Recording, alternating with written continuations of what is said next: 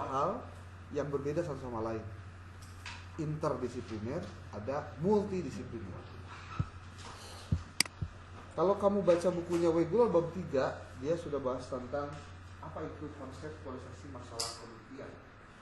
Penjelasannya adalah konseptualisasi merupakan proses pembentukan konsep.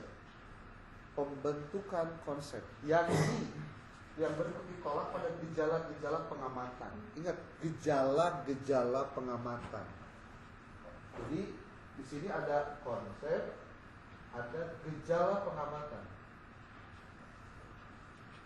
Berarti ketika kamu melakukan penelitian, sebelum melakukan penelitian, bahkan saat observasi, kamu sebetulnya sedang mengamati gejala-gejala dalam bentuk pengamatan. Apa yang ditelaah? Masalah. Nah, nanti kita jelasin bagaimana cara menilai sesuatu itu masalah atau bukan. Nah, proses ini katanya, konseptualisasi ini bersifat induktif. Induktif itu ikut dari khusus ke umum. Dengan mengamati sejumlah gejala secara individual, maksudnya terpisah-terpisah. Ada anak yang jatuh dari tangga, ada guru yang kehilangan uang di ruang guru, bahkan ada guru yang hilang laptopnya. Itu gejala apa itu? Apa? Nah, kemudian merumuskannya dalam konsep. Konsep itu bersifat abstrak dan gejala itu sifatnya konkret. Ini bukan konkretnya, konkret. Ulangi, konsep sifatnya abstrak. Sementara yang disebut dengan gejala itu konkret. Kita kan dalam rangka apa sih?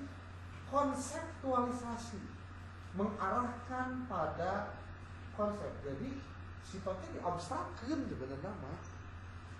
Nih, dia berikan ilustrasi contoh. Kalau saya menyebut kata rumah, apa yang kamu bayangkan? Ya, rumah itulah seperti apa ini. Bagaimana di dalam dunia nyata? Apakah semua rumahnya sama? Enggak, beda-beda.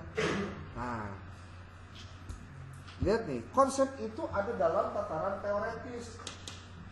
Banyak teoretis, bukan teoritis.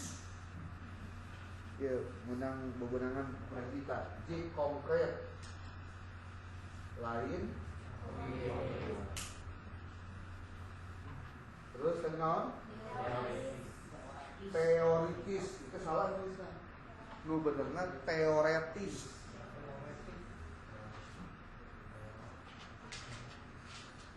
Konsep berada pada bidang logika teoretis.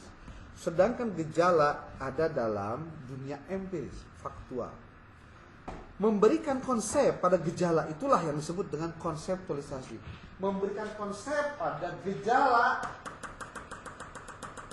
ini, itulah yang disebut dengan konseptualisasi. Memberikan konsep pada gejala. Konsep itu bersifat abstrak dan dibentuk dengan mengeneralisasikan. Mengeneralisasikan itu artinya membuat sesuatu menjadi umum. Hal-hal yang khusus. Dia tulis, Baby mengatakan sebagai the process through which we specify precisely that we mean we use particular terms. Proses yang mana kita memberi nama yang khusus secara tepat yang menggambarkan apa yang kita maksudkan. Kenapa harus dibacakan dengan teksnya? Karena hal-hal yang teknis nggak bisa hanya dihafal. Benar-benar perlu dibaca teksnya. Nah, ketika bicara bahwa konsep itu abstrak, gejala itu konkret, di sini sudah dua hal ada yang berbeda. Proses itu diawali dengan mengungkapkan permasalahan penelitian. Artinya itu masalah nggak tapi terus ngomong ke penelitian, latar penelitian, penulisannya dan signifikansinya. Ini lihat nih pengertiannya lihat kalimatnya. Masalah sebagai kesenjangan yang ada di antara kenyataan dan harapan perlu dirumuskan secara eksplisit. Dari kalimat ini sebetulnya kita sudah bisa mengambil sebuah pengertian. Yang disebut dengan masalah adalah kesenjangan yang ada di antara kenyataan dan harapan.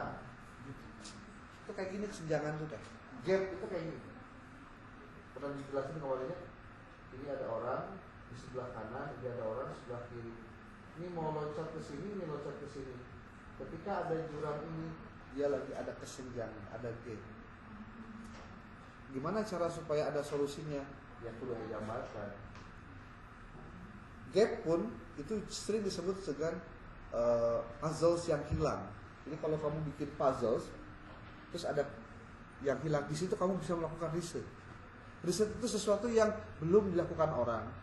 Yang itu kalau kamu baca di ChatGPT, banyak sekali bentuknya, sampai ada 7 research gap.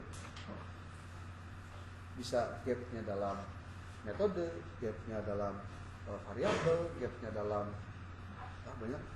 Nah, sekarang masalah tersebut dapat ditangkap dari keluhan-keluhan yang ada dalam lingkungan sosial yang bersangkutan. Salah satu ciri masalah itu kalau ada keluhan, karena yang disebut dengan masalah mah biasanya sesuatu yang paling tidak dimaui, itu masalah. Nah, gejala-gejala khusus ini diungkap secara jelas untuk kemudian konsepnya dirumuskan secara operasional. Kalau konsepnya dirumuskan secara operasional, berarti kita bagaimana konsep yang abstrak ini bisa dikonkretkan ketika sudah terlihat gejalanya. Makanya perhatikan benar-benar ngobrol. Akhirnya perlu juga diungkapkan mengapa masalah itu penting untuk diteliti. Baik secara akademis, suatu penelitian bisa mengukuhkan teori yang ada atau menyangkalnya. Yang namanya penelitian itu bisa mengukuhkan penelitian sebelumnya. Maksudnya bisa memperkuat apa yang sudah ditemukan sebelumnya, atau membantah yang sudah ada. Itu penelitian. Jadi kalau dalam penelitian, karena dunia ilmu, jangan heran kalau perubahan itu terjadi. Maka kenapa kemudian kamu harus mencari artikel jurnal, contohnya sebagai bahan bacaan kamu minimal di 10 tahun terakhir. Karena biasanya di 10 tahun terakhir banyak perkembangan baru yang masih update sampai dengan hari ini. Jika lebih dari 10 tahun, nah itu disebut out of date, yang lewat banget. Nih, ini masih gaji kitab dibacakan di sarahan. Sedangkan kepentingan praktis kan gini, kalau kamu nanti melihat dari sisi penelitian, itu ada disebut dengan manfaat. Manfaat itu ada dua secara umum ya. Ada manfaat teoretis, ada nulisnya benar. Ada manfaat praktis. Dalam penelitian apa bentuknya begini terus, nggak rubah-rubah. Teoretis praktis, teoretis praktis. Teoretis itu berkaitan dengan dunia akademik, dengan pengembangan ilmu. Kalau praktis itu yang dapat dimanfaatkan oleh user atau pengguna dalam kehidupan sehari-hari untuk kepentingan yang sifatnya berhubungan dengan pekerjaan tertentu. Seperti kalau kamu penelitian tentang bagaimana metode pembelajaran untuk siswa yang tunagrahita, bagaimana pembelajaran PAI-nya. Ketika kamu lakukan, kamu dapat modulnya, kamu dapat risetnya, itu bisa dimanfaatkan secara praktis oleh guru PAI yang ngajar di tunagrahita, kan gitu. Nah, konseptualisasi tidak hanya merumuskan masalah, tetapi juga mengungkapkan cara-cara tentang bagaimana masalah tersebut akan diteliti. Dengan demikian terdapat dua masalah pokok yang akan dijelaskan dalam konseptualisasi masalah penelitian ini, yaitu penjelasan tentang operasional penelitiannya, itu disebut dengan aspek metodologi. Kedua aspek ini akan dibahas secara khusus dalam perencanaan penelitian, research design. Itu nanti di bab berikutnya di bukunya Waiwulo. Nah, naon cenah teh hiji aspek nate aspek konseptualisasi penelitian, satu lagi adalah metodologi. Suatu penelitian, nah ini nih, kalau di bukunya Waiwulo menyebutkan istilah masalah itu kalau pendekatannya 3. Dia menyebut penelitian mah disebut ya masalah kalau menyangkut 3 hal. Nanti kalau kamu baca buku yang lain berkembang lagi hanya begini. Ada tong kagetnya. Cek Gulo, suatu masalah dapat dilihat dari 2 aspek. Ada aspek empiris, ada aspek logis. Empiris itu aspek yang terjadi dalam pengalaman manusia. Logis dalam pemikiran. Artinya yang terjadi empiris, logis yang kamu pikirkan atau rasional. Suatu peristiwa bisa disebut masalah jika terdapat kesenjangan antara apa yang ada dengan apa yang seharusnya, antara kenyataan yang ada dengan apa yang diharapkan. Tuh udah dapat 3 tuh yang disebut dengan masalah pengertian anak. Dilihat dari apa saja, dilihat dari apa yang diharapkan itu, masalah dapat dikelompokkan dalam 3 kategori. Gulo mengkategorikan masalah teh aya 3 jenisna. Aya yang disebut masalah filosofis, aya yang disebut masalah kebijakan, ada juga disebut masalah ilmiah. Ini kata Gulonya, dia mengkategorikan 3 ini. Lihat sini baik-baik. Suatu masalah dikatakan filosofis jika gejala-gejala empirisnya tidak sesuai dengan pandangan hidup yang ada dalam masyarakat. Da teu naon nu kapikiran beda jeung anu dilaksanakeun, eta masalah. Termasuk cek kebijakan kudu kieu, cek aturan kudu kitu, ternyata pelaksanaan kieu, masalah oge eta. Bahkan secara ilmiah saja sudah dijelaskan ulah diceruntah karena diceruntah teh bakal kieu ternyata ini diceruntah. Itu masalah itu. Suatu masalah dikatakan filosofis jika gejala-gejala empirisnya tidak sesuai dengan pandangan hidup yang ada dalam masyarakat. Contohnya, gejala-gejala hubungan seks sebelum menikah di kalangan remaja termasuk kategori remaja itu tidak sesuai dengan norma-norma etis dan norma-norma keagamaan yang dianut di dalam masyarakat. Masalah yang tergolong dalam masyarakat kebijakan, masalah yang tergolong dalam masalah kebijakan dan masyarakat kebijakan adalah perilaku-perilaku atau kenyataan-kenyataan yang tidak sesuai dengan apa yang diharapkan oleh si pembuat kebijakan. Contohnya, bantuan Inpres IDT. IDT itu instruksi desa tertinggal. Yang itu baheula zaman Soeharto, imah bukunya buku jadul. Yang tidak mencapai sasaran kualitas pendidikan yang tidak sesuai dengan tujuan pendidikan adalah contoh-contoh yang termasuk dalam kategori masalah kebijakan. Sikat ya. Ini masalah ini aja ulang. Kuota haji. Masalah tuh.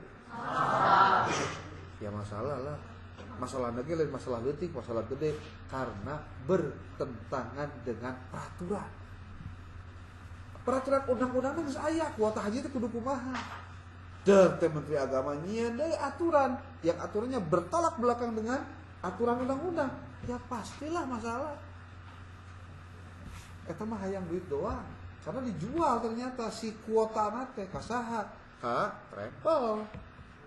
Ada 8.400 kuota haji yang harusnya diberikan kepada kabupaten kota agar mengurai perjalanan haji yang panjang aya 14 tahun, 15 tahun, bahkan di Makassar itu sampai 40 tahun.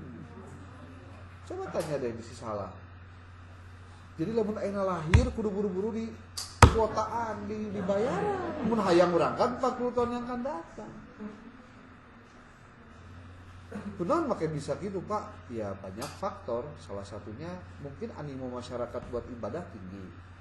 Atau mungkin karena ada juga dana talangan haji. Jadi orang tuh gampang tinggal minjem 5 tahun bayar lunas, kan gitu. Ya. Nah, itu disebut dengan masalah kebijakan. Kalau dalam pendidikan kebijakan kayak gimana? Nu kamari tah zaman KDM. Naon? Jumlah siswa 50 per kelompok. Itu menyalahi aturan itu. Karena tidak ada undang-undangnya dan tidak ada aturan menterinya yang membolehkan maksimal nage 30 genap. Alasan naon wae oge. Lamun arek cabut heula naonana. Aturanna, bikin aturan baru selesai urusan. Ini enggak. Aturan acan dicabut, Geus hiji anu anyar. Sampai deh. Jadi rame we.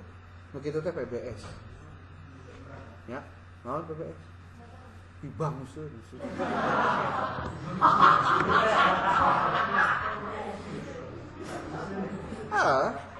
Ibang musuh kan geus pugu-pugu bertolak belakang. Tapi kumaha deui da karena ge ya yang viral meureun.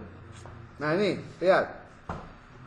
Tadi disebut masalah filosofis, satu lagi disebut masalah kebijakan, satu lagi terkait dengan empiris. Ilmiah. Masalah yang tergolong dalam kategori masalah ilmiah adalah kenyataan-kenyataan yang tidak sesuai dengan teori ilmu pengetahuan. Kita kasih contoh. Salah satu teori dalam ilmu pendidikan yang dikenal dengan teori hukuman mengatakan bahwa hukuman yang diberikan kepada anak yang akan mengubah bahwa hukuman yang diberikan kepada anak akan mengubah perilakunya. Teori ke arah positif. Tetapi dalam kenyataannya anak-anak yang diberi hukuman itu perilakunya justru semakin mengarah pada hal yang negatif. Padahal atau bahkan hukuman itu menanamkan dendam kepada gurunya. Masalah seperti ini termasuk masalah ilmiah. Kasus kemarin contoh kayak budak tawuran wae, narkoba dan lain-lain. Asupkeun barak militer. Itu mah bukan masalah tapi mencari solusi. Tapi kunaon atuh loba anu nganggap eta teh jadi masalah karena teu nyaho mana masalah, mana solusi. Nah, problemnya ini disebutkan di sini. Kita termasuk nih masalah yang tergolong dalam kategori ilmiah ini sebetulnya banyak sekali di depan mata kita. Banyak teori-teori pendidikan yang tidak selaras dengan aktivitas sekarang. Nih, masalah sosial menampakkan diri pada konflik isu yang dapat ditangkap dari peristiwa yang ada dalam masyarakat. Nih, ada yang sifatnya tadi ilmiah, terus kebijakan, satu lagi yang di atasnya filosofis. Filosofis itu norma-norma termasuk filosofis, ya. Nah, bertitik tolak dari isu tersebut, maksudnya isu tentang masalah pendidikan, masalah sosial, dan lain-lainnya. Kita berusaha untuk merumuskan masalah yang menjadi fokus penelitian kita. Ini lagi mengkonseptualisasi masalah nih. Perlu pula disadari bahwa suatu isu yang pragmatis itu dapat ditarik berbagai masalah, tergantung dari mana kita melihatnya. Disinilah pentingnya teori.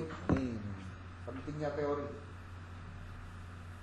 Pentingnya teori sebagai acuan kita dalam melihat masalah. Jadi kurang teh bakal bisa nyaho ini teh masalah atau bukan masalah kalau pakai teori. Kalau nggak pakai teori, apa? Maksudnya kumaha teori Pak? Nanti ada penjelasannya. Artinya nyebut ieu masalah teh cek saha aya teorina. Entong cek temat masalah. Maneh. Cek orang teh. Ini kejadiannya di sisi kieu. Ingat dia. Ada 2 orang. Ini juga sama. Berhadapan. Aya nu kieu tah. Cek si A, dia kabaraha. Ai cek si B kabaraha. Hah? Mana dulu? Mana dulu? Tergantung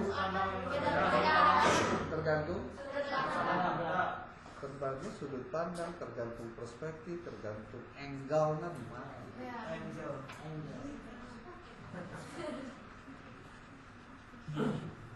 Seperti kasus ada orang yang mencuri. Ternyata mencurinya karena lapar, 3 hari tidak makan. Ilmu kesehatan perut benar menanam komo kedesak pulang partai. Tapi cek ilmu kepolisian dia ngelanggar hukum. Teorinya kan beda-beda walaupun kasusnya sama. Nah disinilah mulai kita harus menentukan arah mau kemana nih perjalanan urang ngomong ke itu. Karena selalu akan kejadian begitu. Nih lihat satu lagi. Kenapa sih perlu teori? Nah, kemarin kan di bejaan Aya teori, aya proposisi. Dari seperangkat proposisi yang ada dalam teori tersebut, kita memilih yang sesuai dengan isu dan yang cukup menarik minat. Bagian pada gambar 3.2 memperlihatkan bagaimana merumuskan masalah dari isu itu lain isu gosip ya, yang ada dengan mempertemukan gejala-gejala faktual dengan teori. Kita lihat gambar. Kalau kamu ingin melihat suatu masalah, maka kamu harus lihat apa gejala empirisnya. Bagaimana pendekatan teorinya menjelaskan ini sehingga dari ini bisa menghasilkan masalah. Kita lihat orang bacakan we. Dan ini penting untuk ditelaah satu persatu. Seperti tadi kasusnya kita berikan contoh. Ada gejala empirisnya. Anak atau siswa di kelas sedang belajar mengantuk. Why. Di kelas. Itu apa? Gejala empiris kan? Ya. Apakah ini masalah? Belum tentu. Tong akan ngomong masalah tanya teori nama. Ari lamun saya penting tadi hudang beres ngaronda terus wai menang tuh. Karena emang ngaronda. Cik tanya eta budak ngaronda henteu. Baca apa? Kalau kamu sepintas lewat ningali di jero kelas aya budak nutuh wai. Di kelas ya, siswanya di kelas. Kamu bakal pikir, budak teh males amat sih. Kok wai. Siga kurang sare. Nah, kan begitu. Bagaimana kita bisa tahu itu gejala itu teh apakah masalah atau tidak? Ya harus dituntaskan. Datangi muridnya, ajak ngobrol. Kamu kenapa? Kok ngantuk terus? Kalau kemudian dia cerita, malam tadi saya harus nungguin ibu saya di rumah sakit, Pak. Sakit. Pas saya di rumah juga sedang sakit. Kan orang juga mikir, budak eta teh lain males. Tapi menjalankan tugasnya. Jadi nggak ada ceritanya harus kemudian memvonis bahwa dia malas. Kita lihat dulu.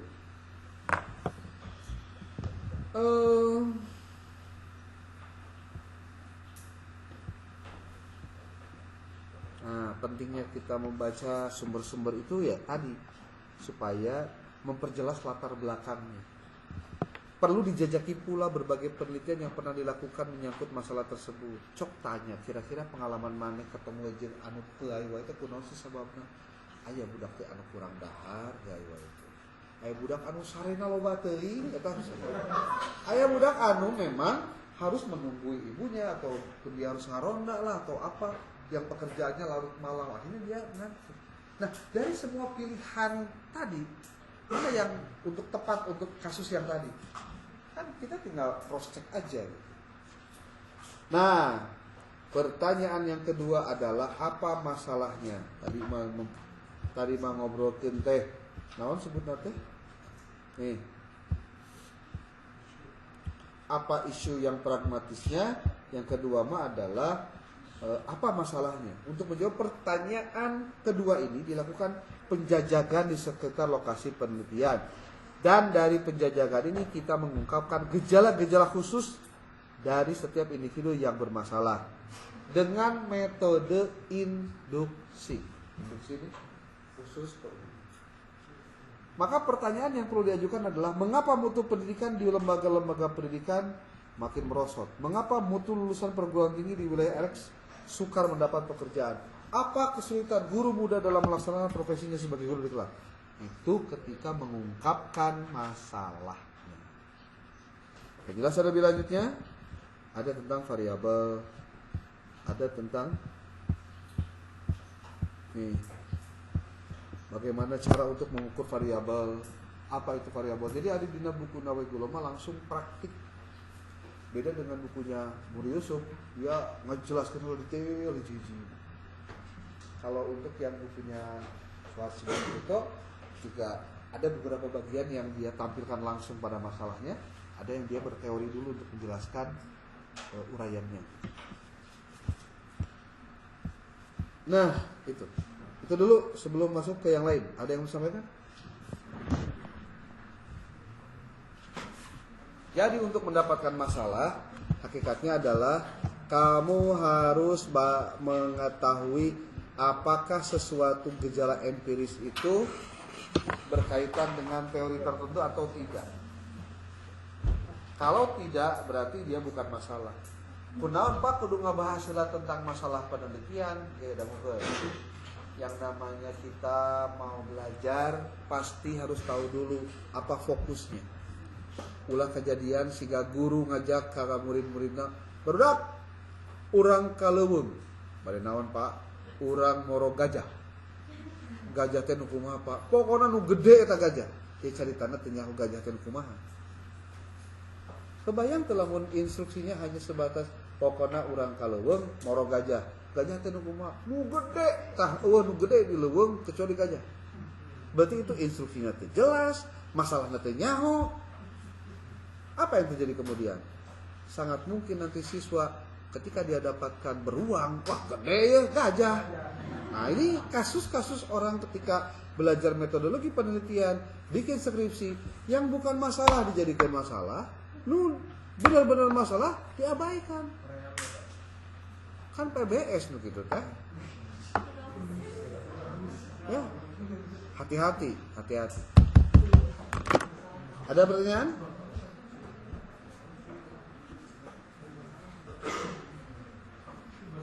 Ini pembahasan yang masih sangat dangkal, masih masalah penelitian. Nanti kamu latihan gampang. Nih Bapak kasih tahu ya. Kamu nonton YouTube, ibaratnya YouTube na ya. Kamu nanti klik atau cari di toolbar YouTube tentang mencari masalah penelitian.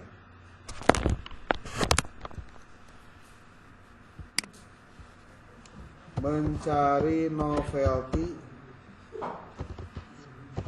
dan research gap. Banyak yang jelas pemahaman karena sekarang bisa menggunakan software. Nih, trik cepat menyusun state of the art research gap and novelty dengan AI tipset dari SpySpace. Ini pakai ini bisa. Cara membuat research gap termudah. Itu masih digin. Ya dia provokator unggul ya. Bener, provokator. Menemukan research gap menggunakan AI dan ciptakan state of the art yang mengagumkan. Ada lagi cara mendapatkan research gap. Tutorial Fosviewer mencari novelty dan research gap. Pernah download Fosviewer? Pernah belum? Sok, tulis. Bisa hayang nyaho we. Bisi kamu hayang terbuka alam dunia ada lega gitu maksudnya.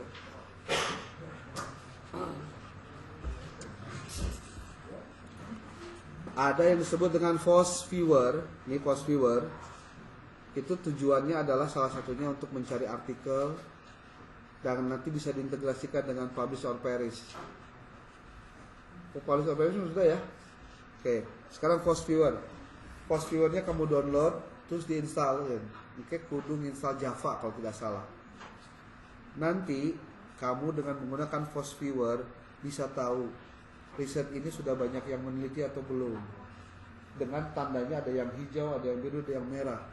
Itu menunjukkan apa? Area yang banyak dikaji dengan banyak yang tidak dikaji. Jadi geus teu kudu nempuan deui pada si hiji-hiji enggak. Karena artikelnya geus asup di dinya. Geus dibuat berdasarkan keywords. Makanya nanti ketika memberikan prompt kudu benar. Enggak salah. Nah, ini apa? Fosviewer.